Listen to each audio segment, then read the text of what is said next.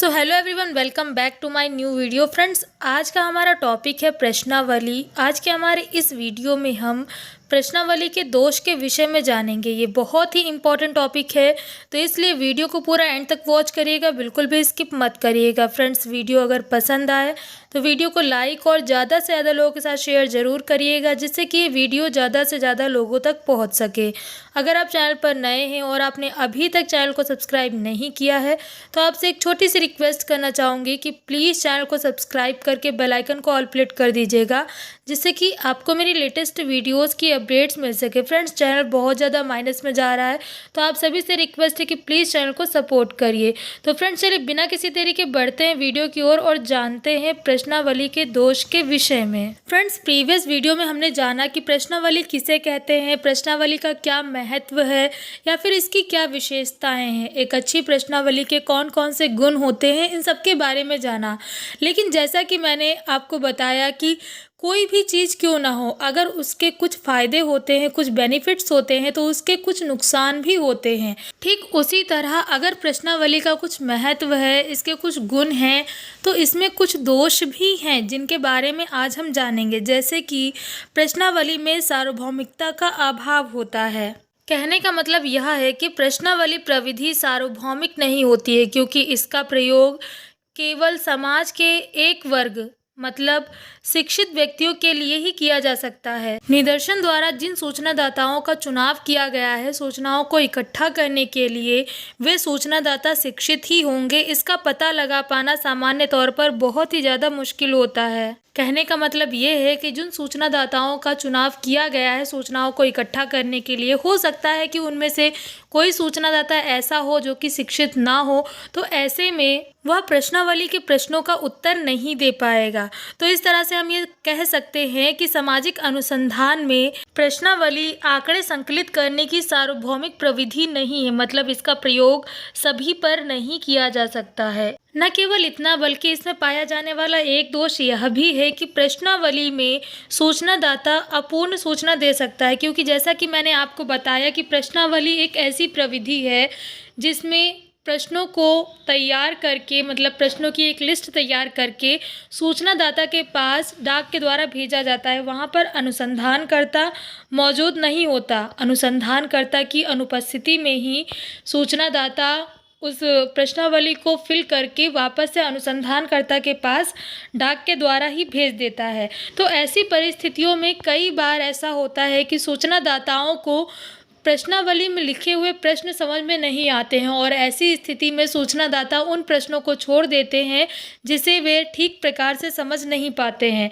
न केवल इतना, बल्कि हो सकता है कि प्रश्नावली में कोई ऐसा प्रश्न हो जिसका उत्तर सूचनादाता न देना चाहता हो, किसी भी रीज़न से।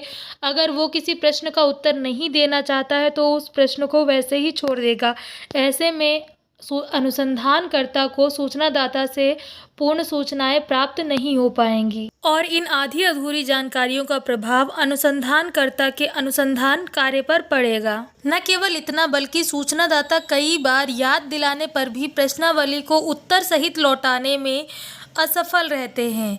यह प्रश्नावली प्रविधि का प्रमुख दोष है, क्योंकि कई बार तो ऐसा भी होता है कि आधे से ज़्यादा सूचनादाता प्रश्नावली को भरकर वापस लौटाते ही नहीं हैं, और इस बात का प्रभाव अनुसंधानकर्ता के शोध कार्य पर पड़ता है। इससे न केवल निदर्शन प्रभावित होता है, बल्कि निष्कर्षों की विश्वसनीयता भी कम हो जाती है। न केवल इतना, बल्कि सूचनादाता और अनुसंधानकर्ता के बीच संबंधों की औपचारिकता के कारण अनुसंधानकर्ता सूचनादाता को प्रभावित नहीं कर सकता है।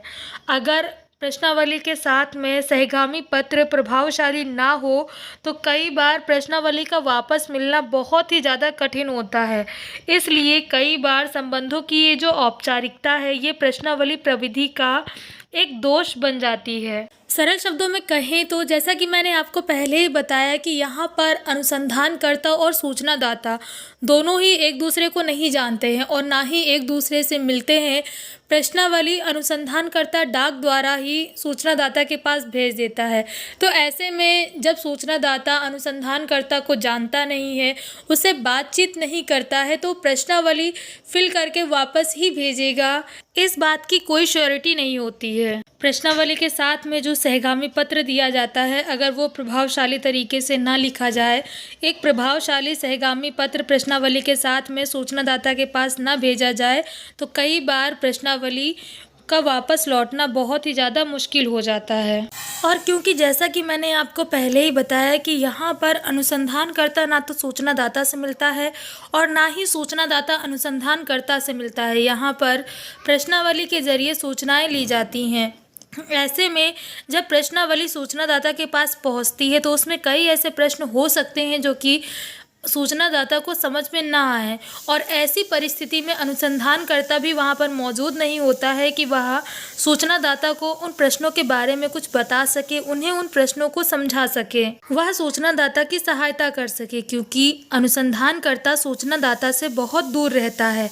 ऐसी परिस्थिति में सूचनादाता समझ में ना आने वाले प्रश्नों को खाली छोड़ देता है और प्रत्यक्ष संपर्क के अभाव में सूचनादाता प्रश्नों के उत्तर देने में कोई विशेष दिलचस्पी भी नहीं दिखाता है। तो फ्रेंड्स, ये थी जानकारी प्रश्नावली के दोष के विषय में। उम्मीद करती हूँ कि वीडियो में दी गई जानकारी आपको पसंद आई होगी। फ्रेंड्स, यहाँ पर दिखाई गई जानकारी अभी आधी ही है, क्योंकि वीडियो बहुत ही ज़्यादा लंबा हो रहा था, इसी वजह से मैंने इसमें कुछ जानकारियों के बारे में बताया है, और बाकी की जानकारी मैं नेक्स्ट वीडियो में लेकर के आऊँगी, जो कि है प्रश्नावली के दोष पार्ट 2। वीडियो बहुत ही ज़्यादा इंपॉर्टेंट है, तो इसलिए इसे देखना बिल्कुल भी मत भूलिएगा।